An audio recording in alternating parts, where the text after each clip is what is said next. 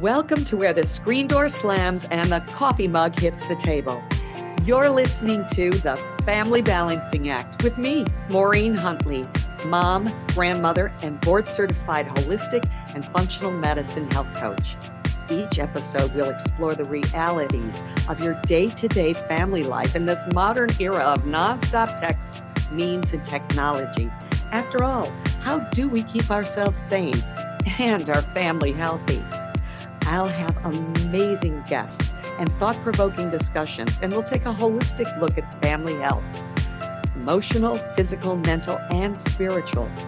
Whether it's a micro perspective of family involving healthy snacks, teenagers with an attitude, stressed out husbands, partners, adult children, potty training, elder care, grandchildren, college prep, or a macro perspective of world events, including flu, earthquakes, the brainwashing media, finances, and oh, so much more. We'll find a way together. So take a deep breath, exhale, and know that you're not alone. Bring on the Family Balancing Act. Welcome. Come right in. Pull up a chair, grab a coffee or green juice, or maybe even a hot chocolate with some little marshmallows on top, because we have a lot to chat about with my guest today, Pam Lobley, here on the Family Balancing Act, where we are restoring the heart of motherhood one conversation at a time. I'm Maureen, your host. I'm a certified holistic and functional medicine health coach, a mom, a grandmother, wife, and CEO of My Family Home Operations. Oh, just trying to stay in so-called balance. Ho, ho, ho.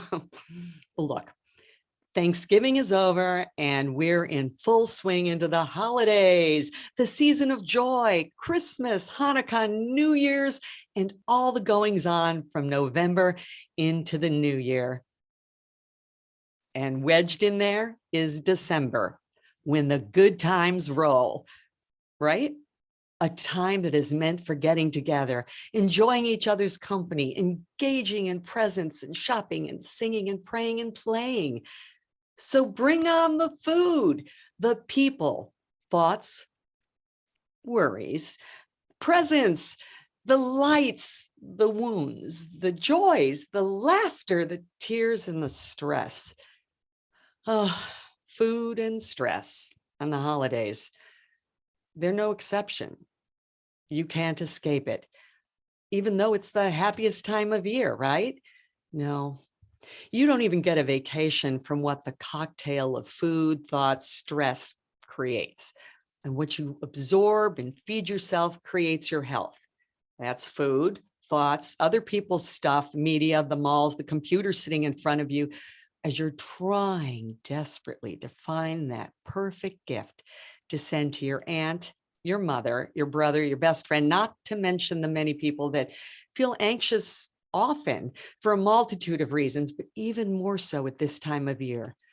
Recent or not so recent losses in family members or friends or pets, chronic illnesses to terminal illnesses to deal with. Oh, and then there are the financial burdens. We feed ourselves our thoughts and words. They become prayers. Yes. Ask and we shall receive. If you're saying it out loud or ruminating on it, it's out there in the ethers. We feed ourselves all of it, including those we surround ourselves with, especially our family. They get a serving of all your dishing in and out. You can't hide it. You know it, and they know it. Behavior is the affirmation it's happening. I'm sure you notice when your kids or your partner are grumpy or they're just acting out, even as you pretend to override it, to override your own feelings of frustration. Well, they've picked up on your frustration, even if you're an award-winning actress. Don't worry, it's a two-way street. They'll do the same to you. Only one caveat. Children, let it fly and don't mask their true self until they've completely ingested the override option, which is learned behavior. By the way, we've all done it. We all do it. It's just to be aware. So where do we begin, Mom? Well, as the stomach churns is a concoction of stress soup. What's a mom to do? Oh, just push through it. right? Until you can't. If you feel that you are absolutely overwhelmed and you don't know where to turn and where to begin, I have an idea. Let's start with a little mantra, shall we? I'll post this on the Family Balancing Act page later today. And if you're listening later, then it'll already be there. So print it out, write it out, stick it on sticky notes for the bathroom, your purse, your car, or your husband's forehead. This is for you to dish out to your family on an as needed basis. Oh, in December is Triple Dose Day, all month long. So here are the 10 commandments to reduce stress from Medical Masterclass. Thou shalt not be perfect or even try. Thou shalt not try to be all things to all people. Thou shalt leave undone things that ought to be done. Thou shalt not spread thyself too thin. Thou shalt learn to say no. No is a full sentence. Thou shalt make time for thyself. Thou shalt learn to switch off and do nothing regularly. Thou shalt be boring, untidy, and unattractive at times. Thou shalt not feel guilty, and thou shalt not be thine own enemy. Say these out loud and with conviction, for God's sakes. Stand in your truth. Well, other options are to water yourself like your life depends on it, and sitting down to eat a meal. Well, maybe just at least one meal during this time. You must put yourself in the driver's seat and take care, because without you, the car isn't going anywhere. It would be in everyone's best interest to honor Mom. It starts with you, though, honoring yourself. Do it. You want more tips? Sign up for my free ebook, The Stressless Healthy Holiday Starts with Mom, the busy mom's guide to surviving the holidays because life happens. Go to maureenhuntley.com and sign up there, or private message me on Facebook at Maureen Huntley or the Family Balancing Act. We'll make sure you got a copy. And that's not all. Oh, no. We're going to do a deep diving into the Christmas crack. Hey, that's Irish for fun, or maybe we are addicted to perfection. What the holidays are supposed to be. I mean, well, my beautiful friend Pam Lobley, with a little venting, summarizing, wisdom wielding, and peeling back the BS, the banana skins, on the commercialism of the season. So Pam's here with me. And by the way, Pam was on the Family Balancing Act's very first show. She's the author of Can't We Just Play? What I Did When I Realized My Kids Were Way Too Busy. Let me tell you, we've known each other for a long time, and it's great having her here to help me pull back the veil of perfection on this holy season. So welcome back, Pam. I'm so thrilled you're here. Woo! I'm so happy to be here, Mo. We've seen a lot of Christmas stress together. Oh, yes. And we've talked it out and we've survived it. Yeah. Sort of. Yeah. Sort of. And here we go again. Yeah, here we go again. And the years now, as the years pass, they go much faster and faster and faster. It's crazy. That is a really good point. Mm-hmm. I think one of the things that helps me to like slow down or to handle the stress is to kind of figure out what is different about this year, or like what needs special attention, or what special desire do I have in a given year. What do you think? Oh, yeah. And that's a great way to look at it. I don't think I do that enough every year. I don't reflect back on all the other years. I'm just kind of in the grind. I'm like, okay, I gotta put up the tree and I gotta get this stuff done. I gotta do this. And oh, I need your Christmas list. Write your letters to Santa. They're in their 20s and I have them write Dear Santa. Not really. They don't write Dear Santa. They just go, hey, Santa Mom, or, because they know I'll get it to Santa. So where do they write it out on paper, or do they text you? Oh, it's texting. It's texting. And if it's a really special thing, it's emailed with links. Uh-huh. Yeah. So, I get to kind of help Santa figure that out, which is insane that I do this. I need help, I think. So, and I've even done things like still writing Santa on the From card. Santa? Yeah. Oh, we totally do that. Oh, good. Okay. Thank you. All right. So that piece I don't have to change when I Yes. reflect back. Yeah. I mean, I think we all still want a present from Santa, I whether we're 6 or 60, right? So I think it's okay I to write know. from Oh my Santa on your God. I know. It's ridiculous actually, but I love it. I love it. And I love everything about Christmas. But in years where we've lost people or, as we reflect even on this past year, um, we're coming out of the COVID crap, as I call it. Yeah. It's And I think a lot of people are every Christmas brings its struggles, I think. And it's hard when you feel um pressure to feel happy when you don't feel happy, or yeah, pressure to feel like really festive and on top of it when you kind of feel struggling and behind. So that just adds to the stress. I mean, yeah, I think of mom stress at the holidays as like a huge to-do list, but I think it's also a lot of emotional ups and downs and kind of what you were saying, like all the stuff that you're feeding yourself, uh, is acting on you. yeah. It's life. We just keep feeding ourselves Mm. everything from the person who cut you off in line at a store or in a parking lot to the joy of watching your child sing in a Christmas show or a holiday show, I should say, Yeah. or um, to seeing my grandson who's 1 to see him light up when he saw a Christmas tree. It's he lights up bigger than more than the tree. And it just is like my Oh, heart is so full. And then you can turn around 10 minutes later and be agitated at something else, a phone call, a text, and that's that media junk. So I didn't want to, I want to kind of go back to what you say around reflecting.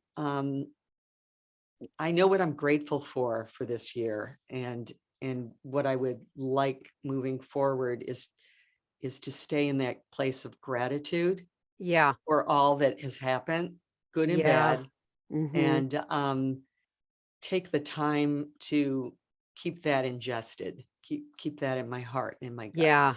That it's so hard though. It's like, you I know what you mean. I have so much to be grateful for, but you do it's like it has to be a daily practice, Oh really, yeah. where you constantly like fill yourself up with good things, like, the look on your grandson's face when he saw the tree, or reminding yourself of your blessings, because you know what? It's just like exercise. If you don't Mhm. exercise every day, then inertia takes over and your muscles decay, and it's the same thing with your soul and your spirit. If you don't feed it every day, it just gets beaten up by the rest of the world or your to-do list.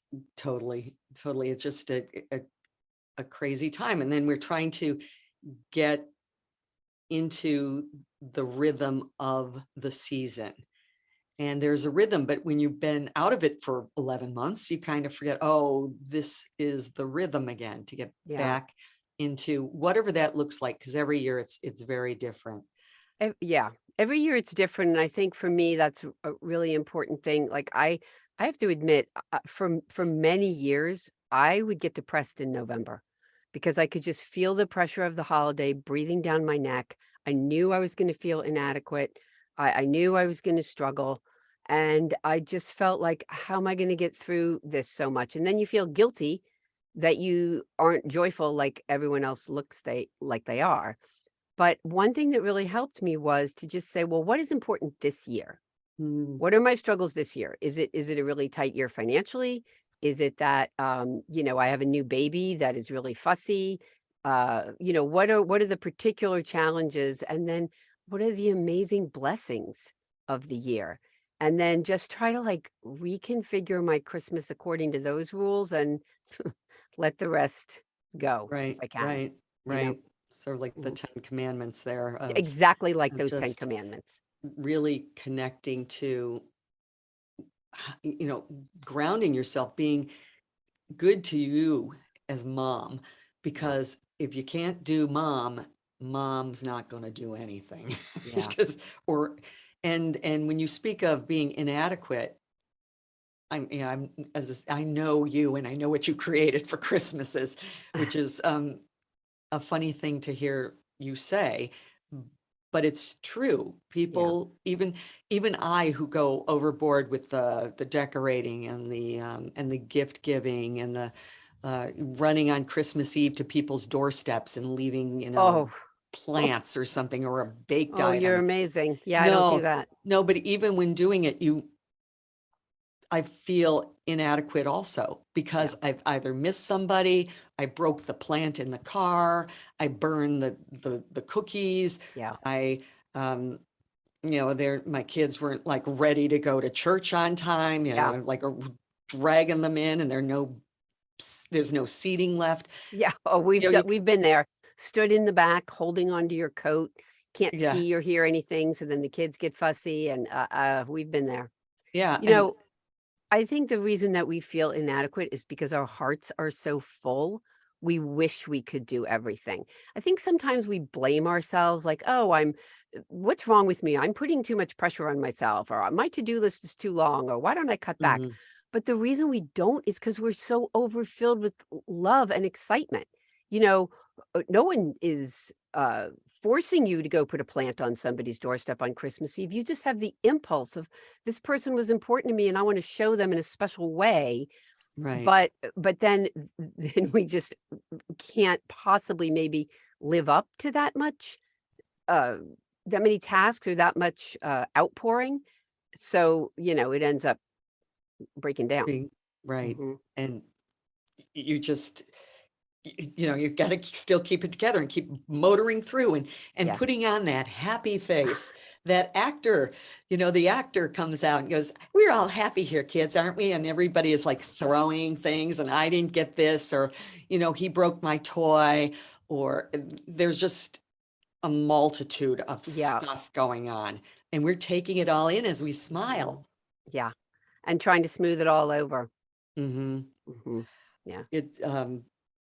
It's it's crazy. And like, what is your greatest memory from Christmases past? Oh my gosh. Okay. So I don't know if this is my greatest, but uh, lately this is my favorite. So our routine is that my husband has a big Italian family and everybody congregates Christmas Eve for the Feast of the Seven Fishes and everything. It's very fun. Okay. So then we go home to our house, and the next morning or the next afternoon, we go back up to my sister-in-law's and have Christmas dinner. So, and we have presents then. So the little window of Christmas morning when it's just the four of Mhm. us, and that used to be a long window because the kids would wake up at 6 o'clock in the morning to open their presents. Now they're in their 20s, and we are waking them up at 10 o'clock in the morning.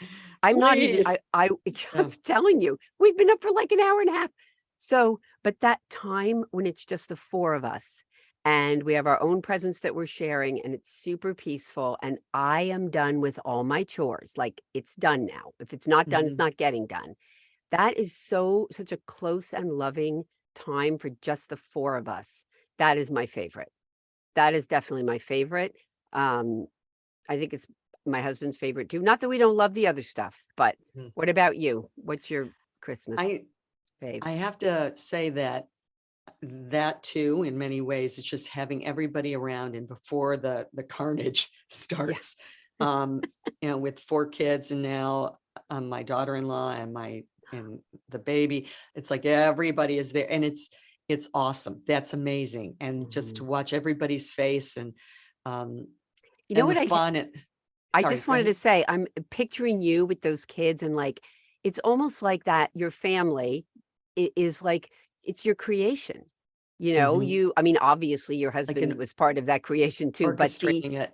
yeah, and you get to see, how they've grown into adults or who they are this year. And I don't know, it's so fulfilling.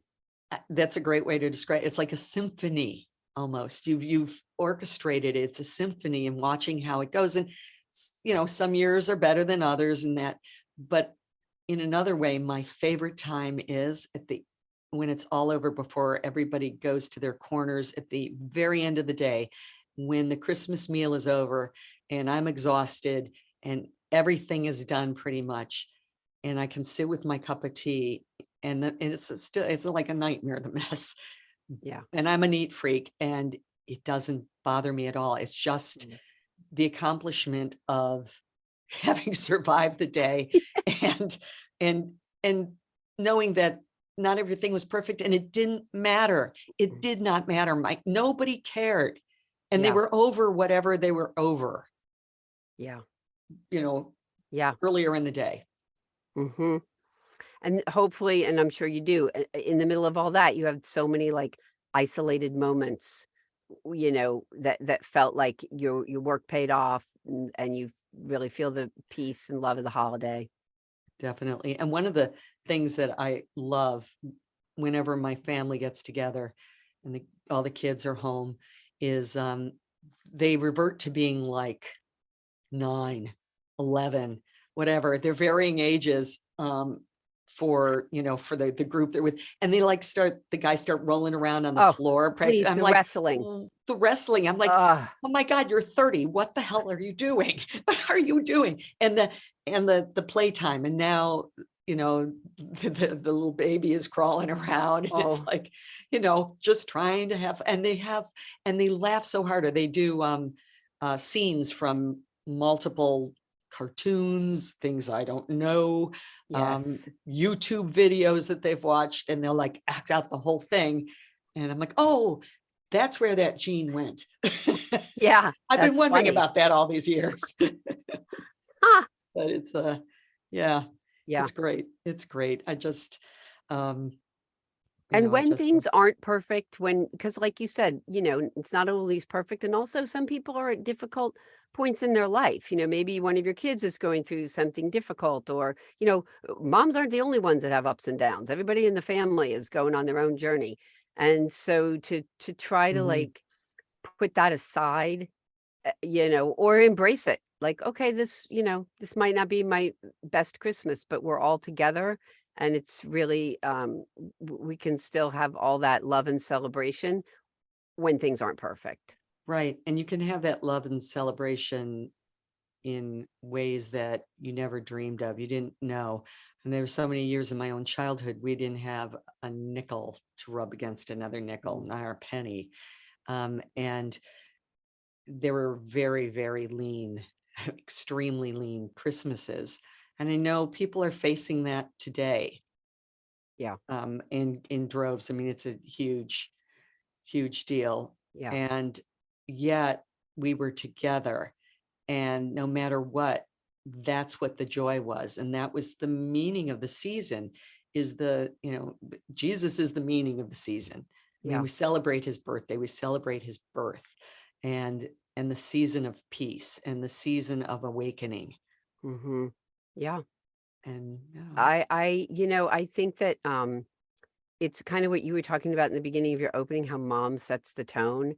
I think as parents, moms and dads, if you set the tone that it's okay that there's not a ton under the tree, the kids aren't going to care either.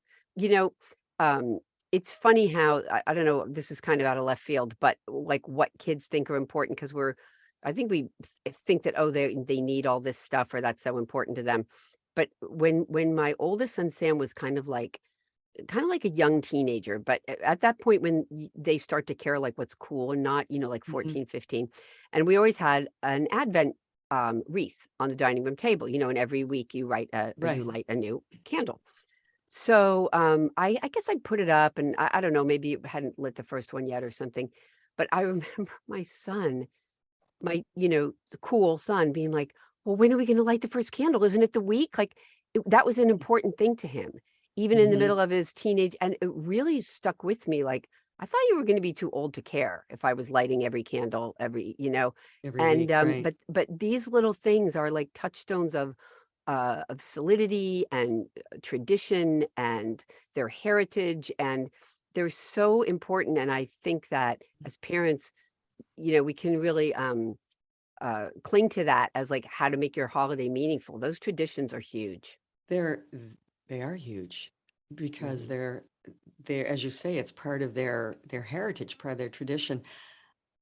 I can look back and say, oh, I regret not having had my kids go to mass every Sunday during the year, and they only went because there were sporting events. And then we'd show up for Christmas, and then most Easters, and then a spattering throughout the year. And then I see friends of mine who've been incredibly faithful. And I was a CCD teacher, taught, Me too. catechism classes. Um, and I kind of fell into the groove of, well, it's in your heart. It's, we are all very, we all have faith, but it's also about the community of Yes. the Christ consciousness, as they say. It's the community of coming together and celebrating certainly the birth of Christ, and all that entails, because it's bigger than we even understand.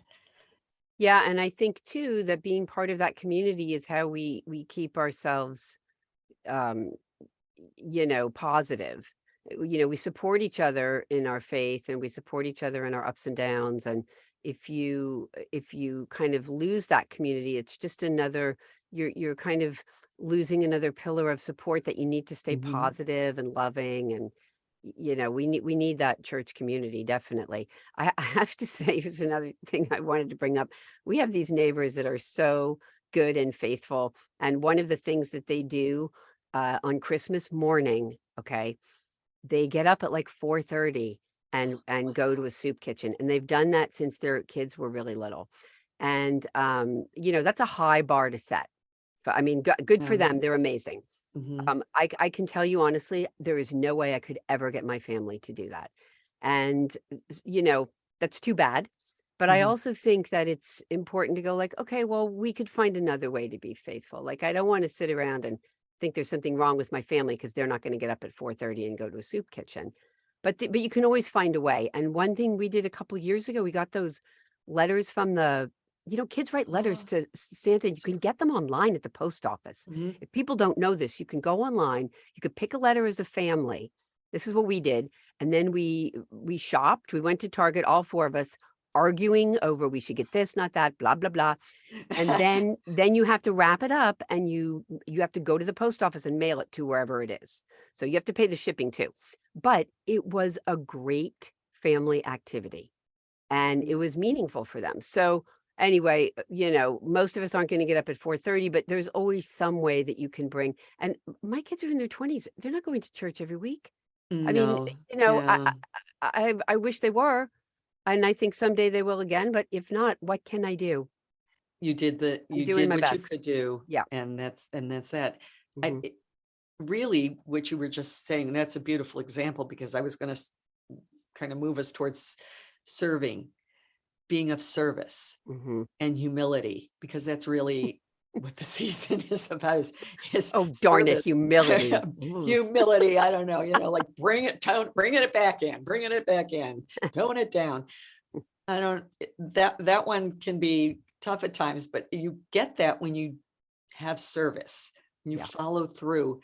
I'm same thing. I mean, my family did. I look, there's no way they'd get up at 4 a.m. There's no way they'd get up just to go to the tree. They'd be sitting at the tree, probably with their Oh, stuff opened already.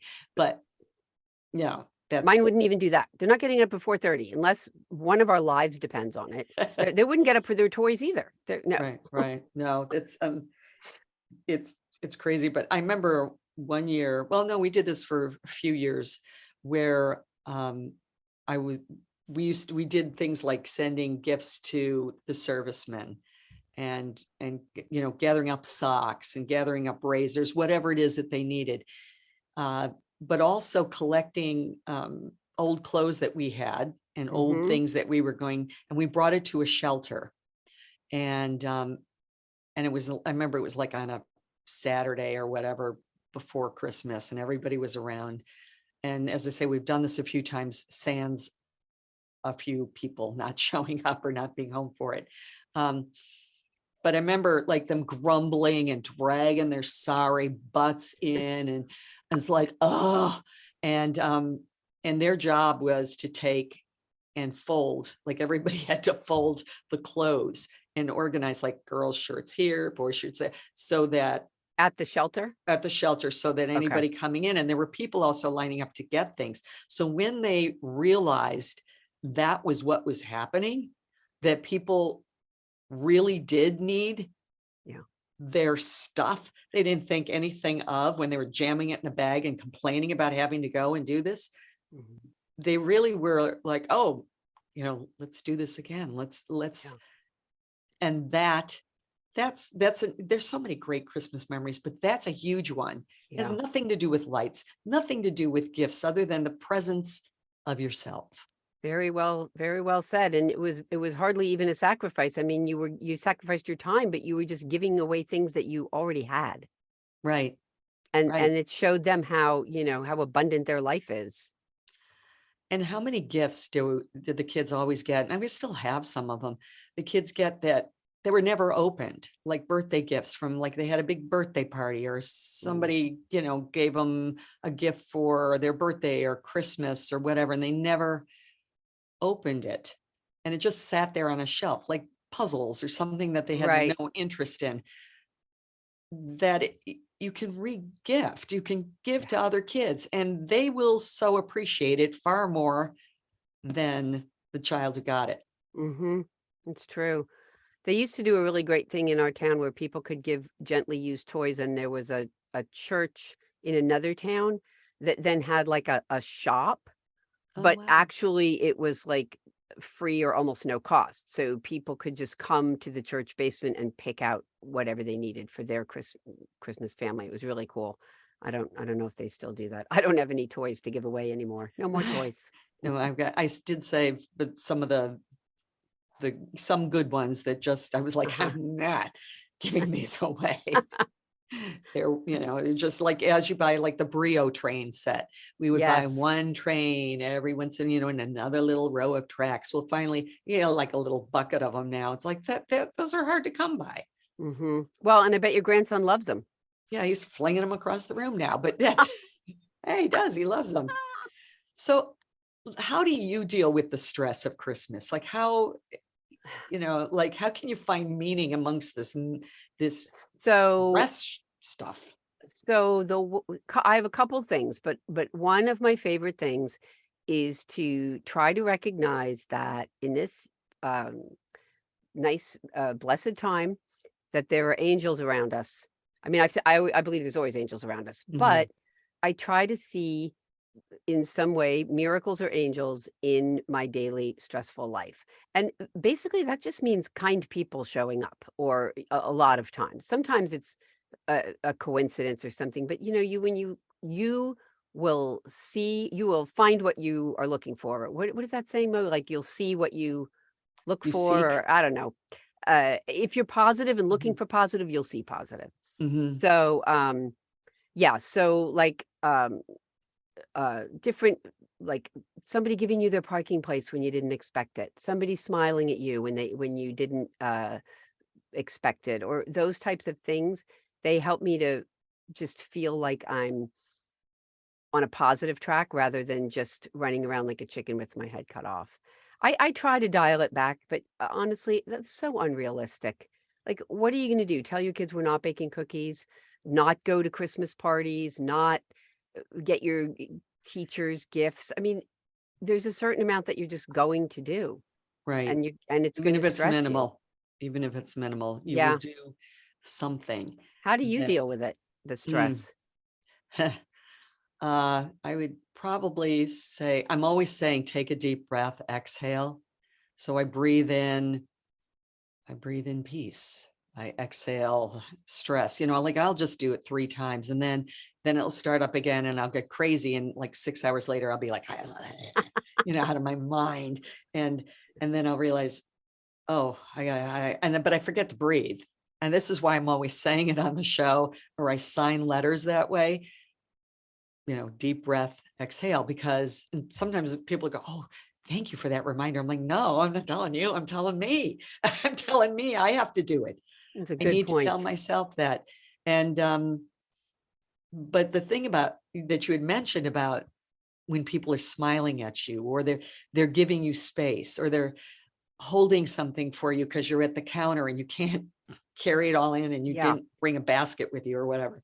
I love that. And I don't even have to force myself. I'm pretty like daft, kind of vacant upstairs sometimes. I'll just keep smiling at people, even when they're like, and actually I do it as a challenge.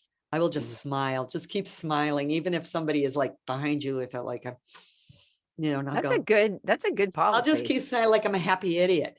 And sure enough, it's not going to be the person with the scowl on their face, because now you've just pissed them off even more. Yeah. But often it's the other people around who just realize what you did, and everybody's smiling. Yeah. It just changes the energy. But I do it because I need it. Yeah. It's as much as it might seem to be a giving thing, it's a taking thing. Uh-huh. That's a really good point, is that sometimes the things that that we're doing for ourselves actually help other people too. Mm-hmm. So, when you are trying to be positive or smiling or doing whatever, you're really thinking of yourself, but it's having a ripple effect. And then when it does, then you're like, you can't stop smiling because you want to see everybody.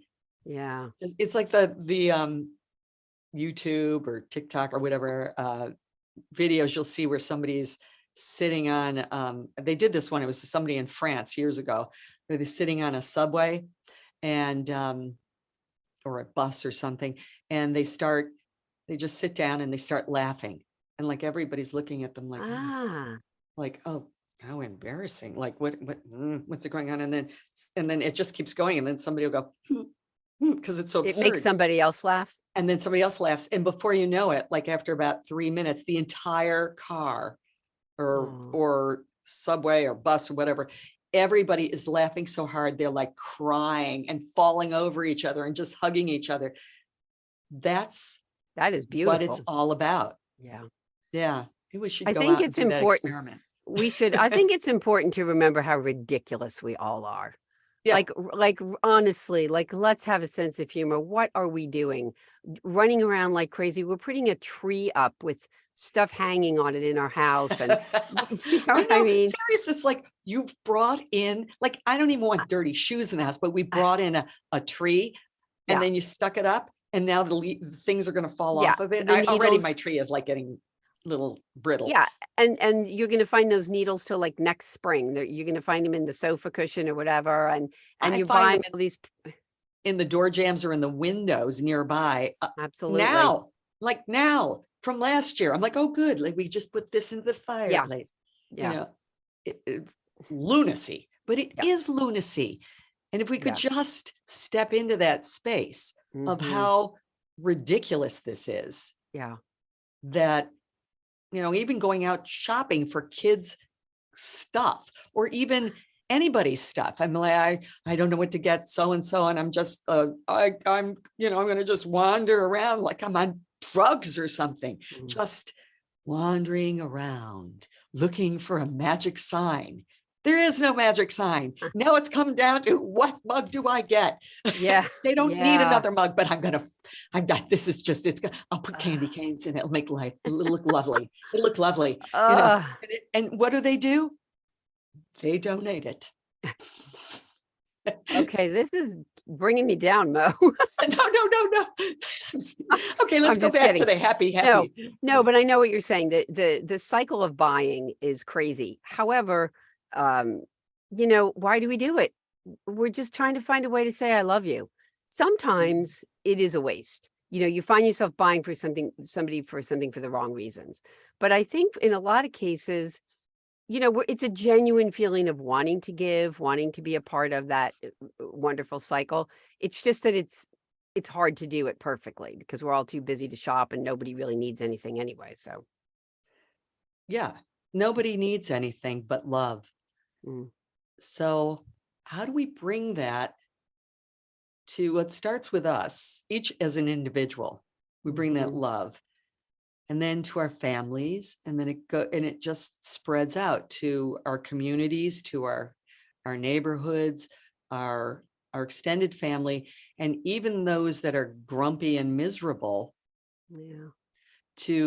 well, I think also through intention, through prayer, through meditation, however we can first settle it within ourselves. Yeah, and for me, I really need to work on patience because I'm a very impatient person. And when you're impatient, you can't truly pay attention to the person you're talking to.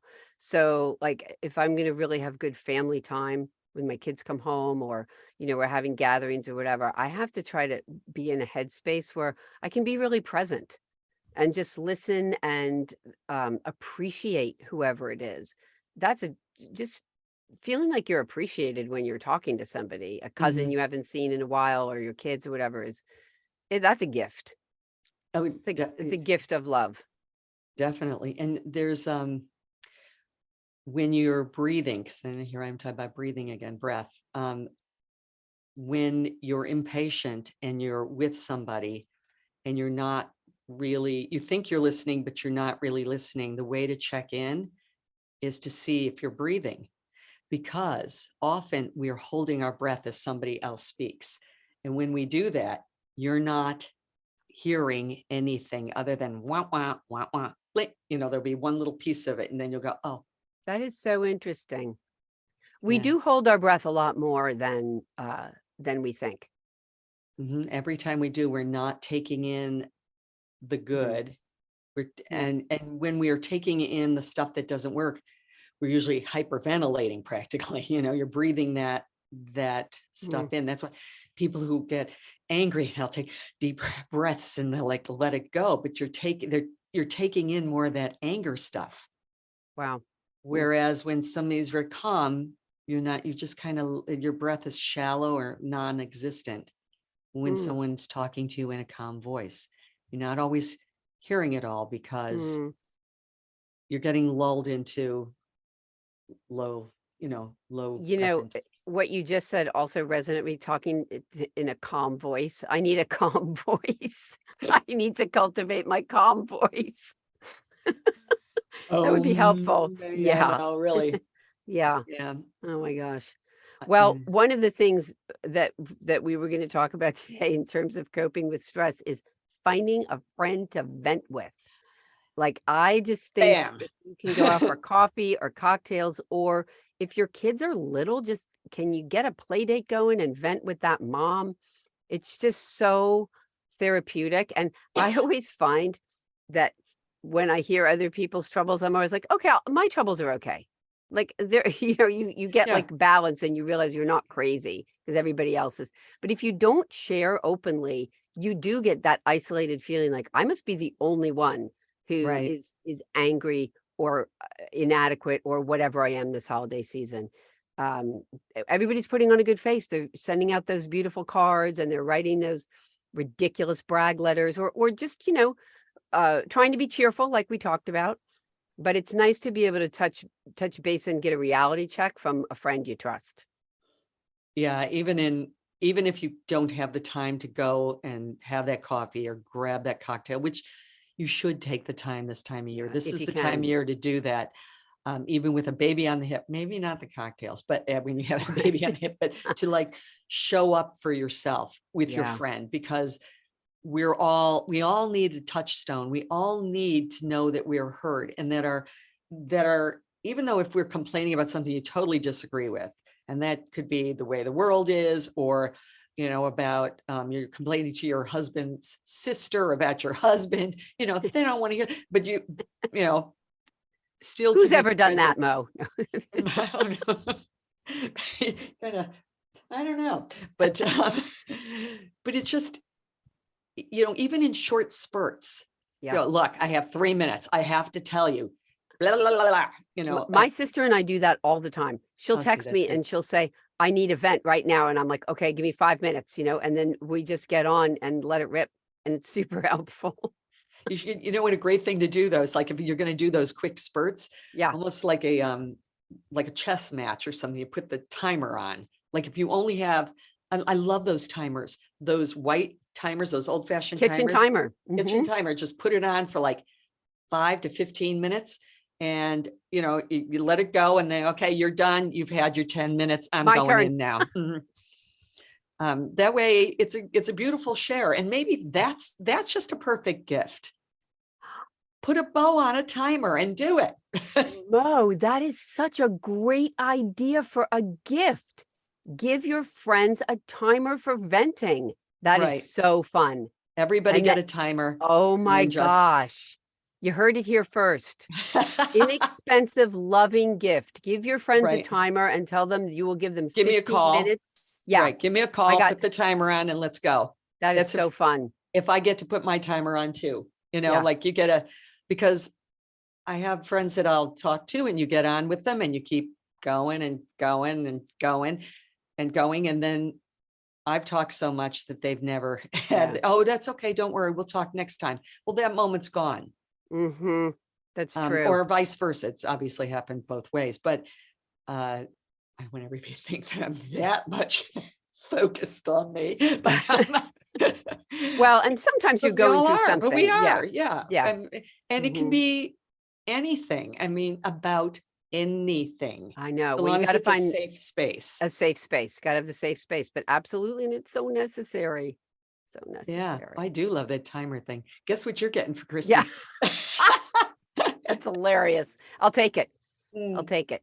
Really fun. Can never have too many timers. That's I right. use them for like cleaning out a room or something. I don't want to spend the whole day doing it because I'll be Yes. like, oh, let me just read these. Oh, Oh, look at that, or let me find this, or oh, that look at is these totally ornaments. me. Oh my God. Yep. And then I run around the house going, remember your ornament from when you were little? Remember or this, Meanwhile, you should have been throwing that stuff away, and right, instead you're going down memory lane. right.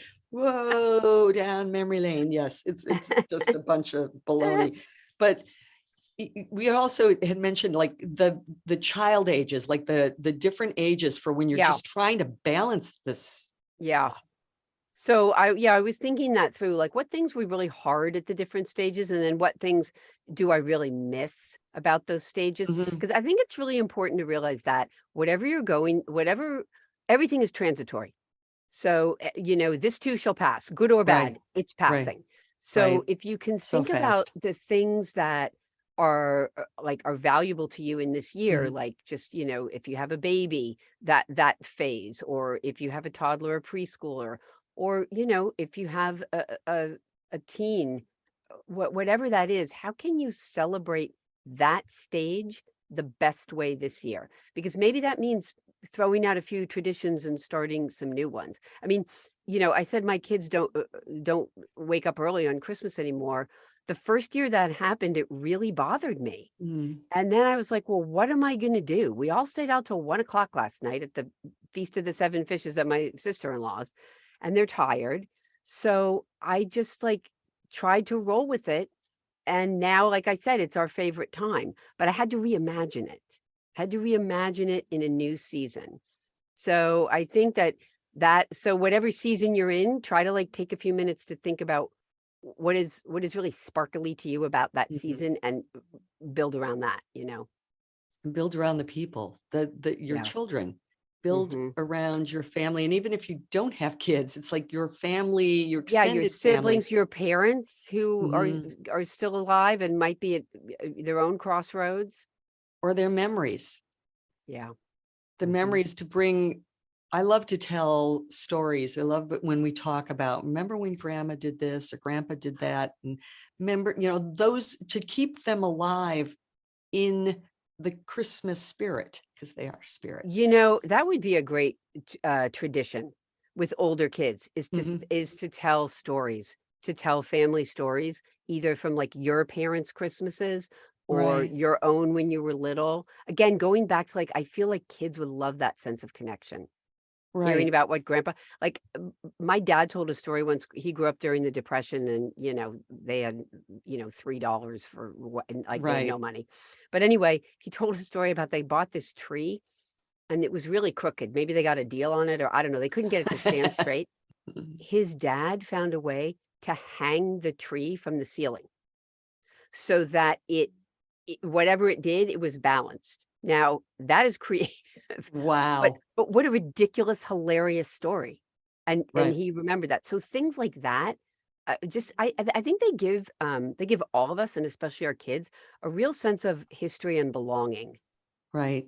Just Whatever happened in your family didn't happen in anyone else's family. That is just theirs, and it's really yeah. cool. It's just it's how we create these memories, and the memories can change. Every year you can have something different. But the way the world is now, it's just a really good, healthy choice to focus on love. As you said, it's love. It's all about love, and the love of our family from years and years and years ago, grandparents, great Yeah, grandparents, whatever, tell their stories, keep them alive. And even if there were not great stories, know that they were human. They were doing what they had to do, because yeah, whatever choices they made created the future. yeah. Created where we are now. They put the Right. building blocks down, and I mean, if we're lucky, hopefully, we had good families, and they created that out of love, imperfect love, like we all have. Right. So yeah. Well, listen, I'm like, we could keep talking for another hour, but thank Are you we out of so time? much, Pam. We're almost, yes. How can our listeners find you? Oh, okay. So I'm on Instagram at Pam Lobley. It's Lobley. I'm going to hold up my book and a shameless plug of my book. Why can't we just play? There's actually a funny story in here about how that's Christmas related. When my son was going to summer camp for the first time when he was like 11 or 12, we were worried that he was going to say that he believed in Santa, and the boys would make fun of him. It was Boy Scout camp. So my husband wanted to tell him before he went, and he tried to, and Sam like basically didn't believe him. He was like, "Yeah, Dad, no, yeah, yeah, I know Santa's real. Don't try to." But Right, right. anyway, so yeah, so that my book would make a lovely gift for yourself for Christmas. It would. Um, It's but anyway, amazing. and Mo, I can't wait to read your ebook. Thank you very much. Yes, that will be out within hours, I think, today. So, Nice. um, and it's free to all of our listeners. So, yes. So, Pam, I love you and thank I you love you so too, much. honey. Merry Christmas. Merry And Christmas. out. Listen, call me with that timer later today, Oh okay? yeah, yeah. Well, that's your gift. So we'll guess maybe we'll try with just the phone timer for a Okay, start. good. So that's great. Thank you so much. And for our listeners right now, we're going to do just a meditating moment for moms. Really, it's just take a deep breath and exhale. I say just because it's easy, but it's so important to continue to do that as often as you can, to just take care of yourself and let the stress go. So you can find the Family Balancing Act here at CTR Network. And also we're on all different types of podcasts platforms, which are like Apple and Spotify, and I can't think of all of them right now, iHeartRadio. We are thrilled that we are in all those spots.